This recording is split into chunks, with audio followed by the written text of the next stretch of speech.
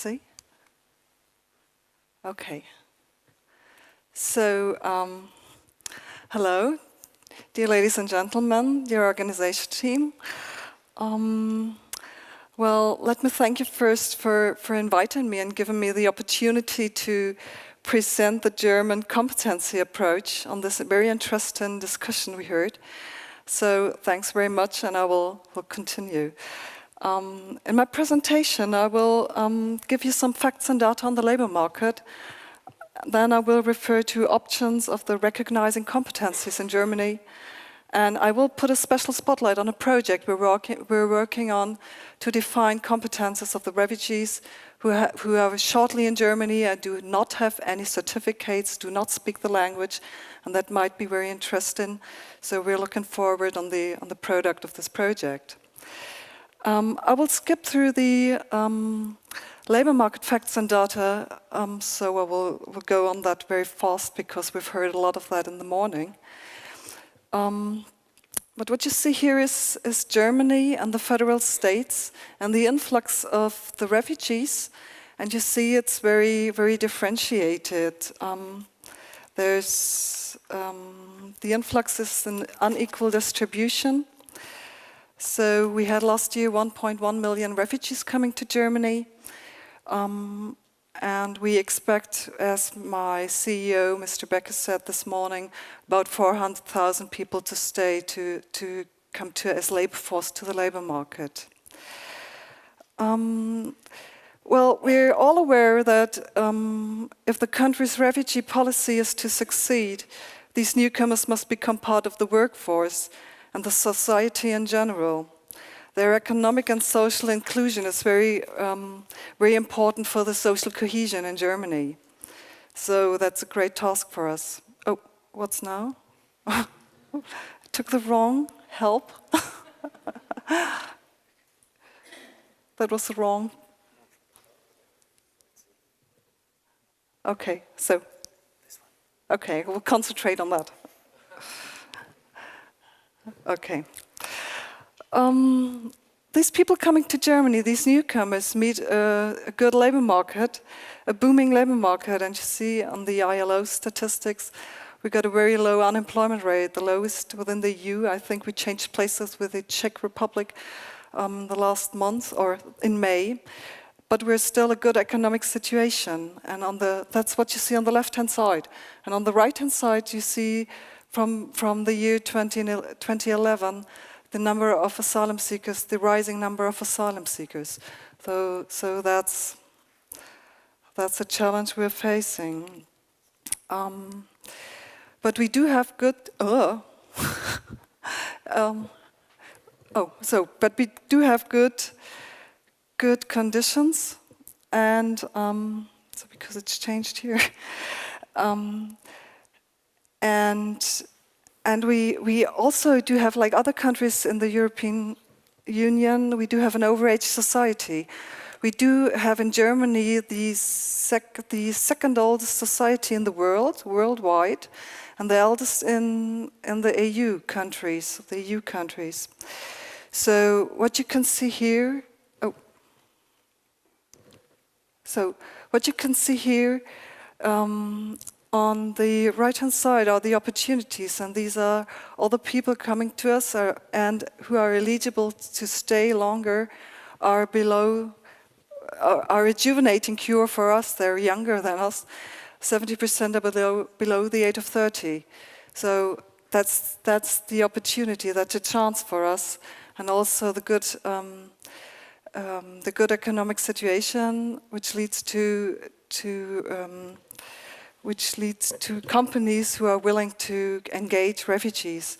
So you see 70%, almost 70% of the companies who have already engaged refugees will do that again within the next 2 years. So that's quite a good opportunity for us. But coming to the employer expectation, they have a clear picture of the people they are looking at. They want to engage. So, as my CEO this morning said, German depends on the German language. We do need a good German knowledge, otherwise you won't get a chance. That's the one thing. The other thing is the qualification thing. We also heard in this morning that most people coming to Germany do not have formal qualifications. So we think that there might be 80% of the people, of the refugees who will stay, do not have any formalized qualifications. That's a challenge. And when you look at the engagement rate or the employment rate of women, 12%, only 12% work or are working. Compared to Germany, it's almost 50% of the women are working. So, and with that low the low employment rate comes the fact that even women are lower qualified. There are less qualification for women. So that's the main challenge.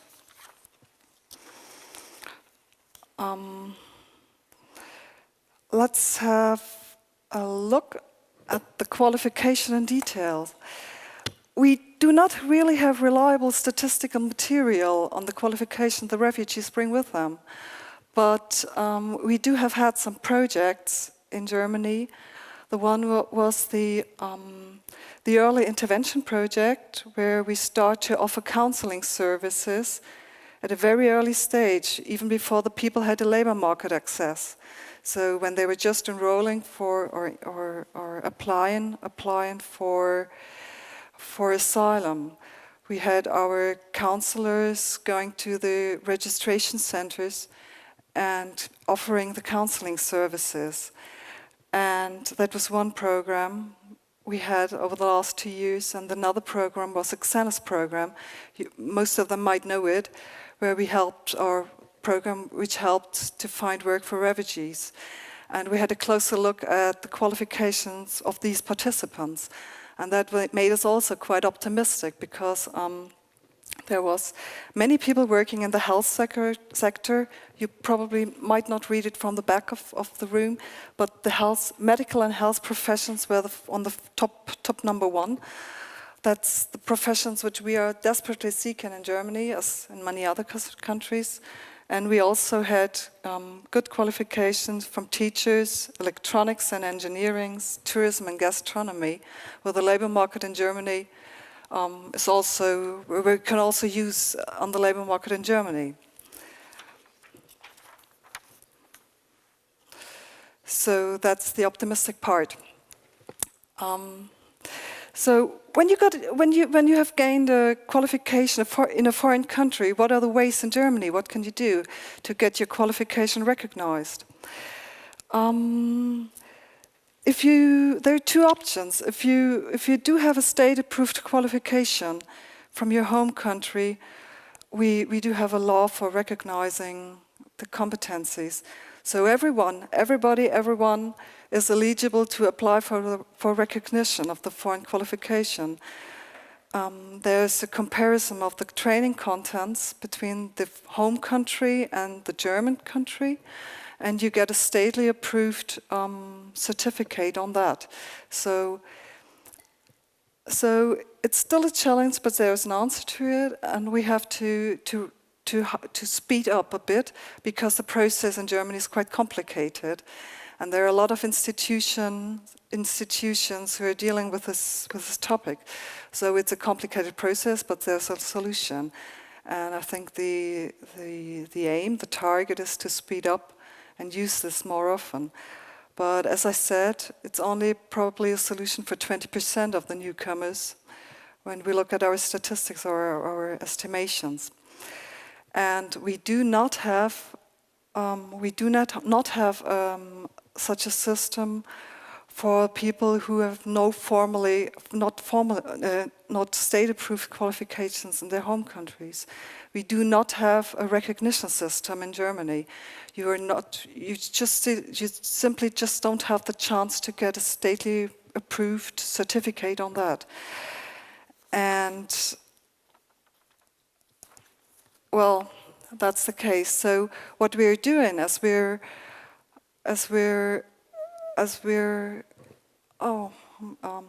we do offer several functional assessment tools, because we need the knowledge of the competences as a basis for our counseling services. So what we offer is functional assessment tools, and that might be something in the training, with a training provider. You can do that for 6 weeks, for 12 weeks, in a training provider, or also in employers. You go for a few weeks to an employer and show what you've done, and you get the results written on a paper, but that's nothing stately approved. What we invent, or what we offered since last autumn, is a 12-week training course for refugees, specialized on refugees. And that's where you go 6 weeks to a training provider, learn about the German language, the German labor market, and then you go 6 weeks to an employer and show what you've done. So, and then you get a good image on what people know, but what it's not, and that's what we think is the gap which we have to fill. It's not something within the occupational image of Germany. So you have no connection to the apprenticeship system. You got a written paper saying, well, someone knows how to sell things or is good in that, but it's nothing within the occupational frame, and that's what we need desperately. And that brings me to the project I want to introduce to you. Our aim is with the project, to identify vocational skills. We want to show the hidden vocational skills and make them visible and therefore usable, even if the clients don't speak German. We want to start at a very early stage when people just arrived in Germany, and we know, and we want to start with a labor market support. The idea behind it is to give a clear picture of the skill level within the occupational image and to compare it with the German system. And that's shorter than 12 weeks or 6 weeks. We want to work on a testing which takes probably 4 hours, and ask questions to find out what people know and get this clear picture. The target group are lower skilled professions, and we want to use technology-based procedures with only few words and many pictures, that everyone got a chance to do that. And the few words we have, we will translate in different languages. So that's the idea, to combine the knowledge of the competencies with our apprenticeship system. And the aim is that you can counsel afterwards to get the full grade, to get the state certificate, because otherwise we don't have a chance in Germany to do that. There's no option.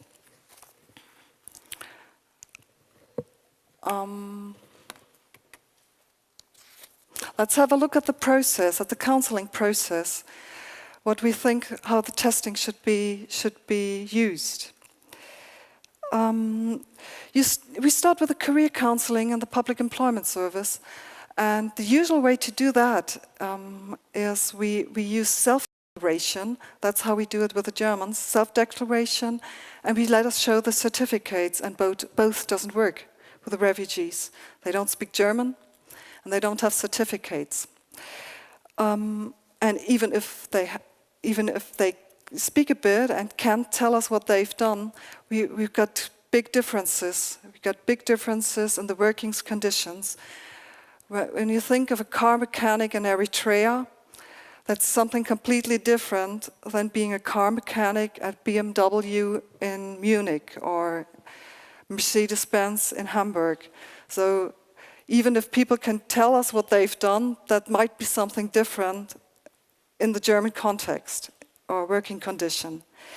So then if the council got the impression there are competences there, then they will send the person to a testing.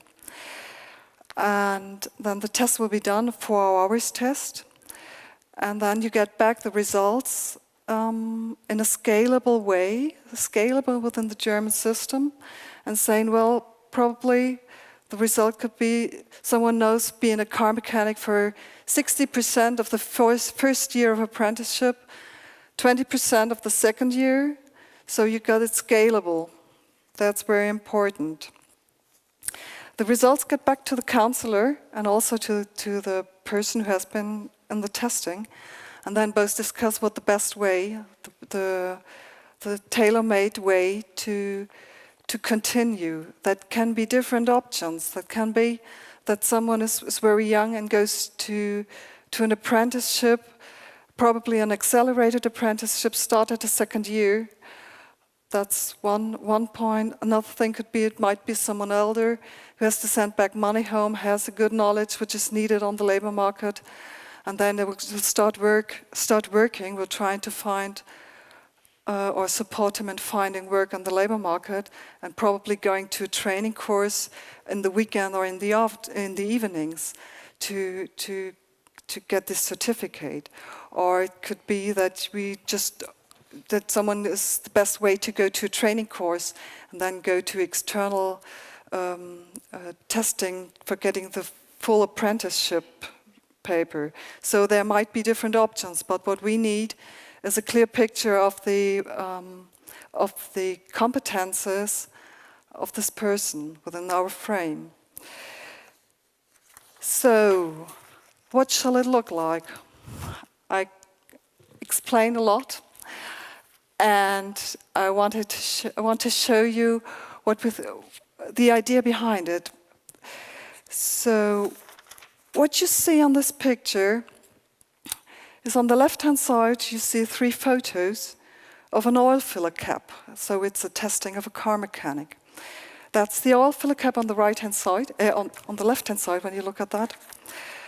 And you can't read the question, but to each picture there's a question, which answer is correct? Tick the correct answer. Everything's fine.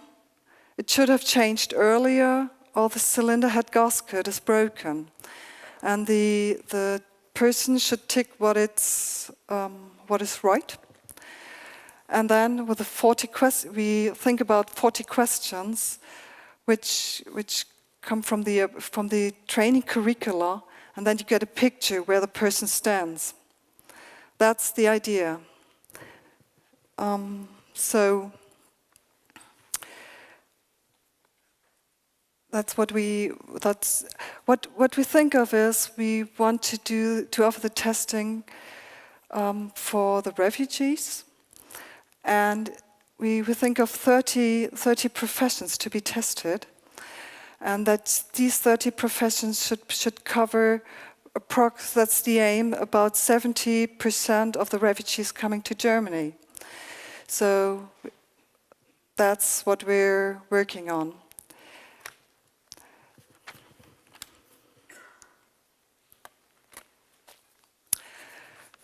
The result, the job seeker receives confirmation of existing skills that really doesn't substitute a state recognition. That's not the same, but it's the basis for our work.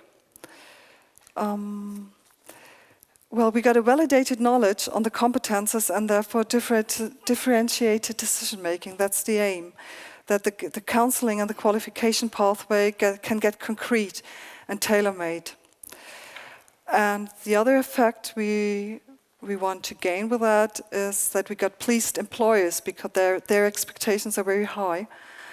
And we have to place persons who fulfill the expectations. That's the results we're expecting. The time frame is very ambitious. We're working on that on high speed now. And it will take us probably for all the 30 professions, and if it's in our system, it will take us probably about 2 years. But in autumn, we already want to start with the first 8 professions which are tested.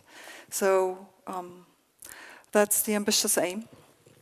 And so that's what I wanted to present you, and thank you very much for your attention. And if you have any question or remarks, I'll be happy to answer them. Yeah.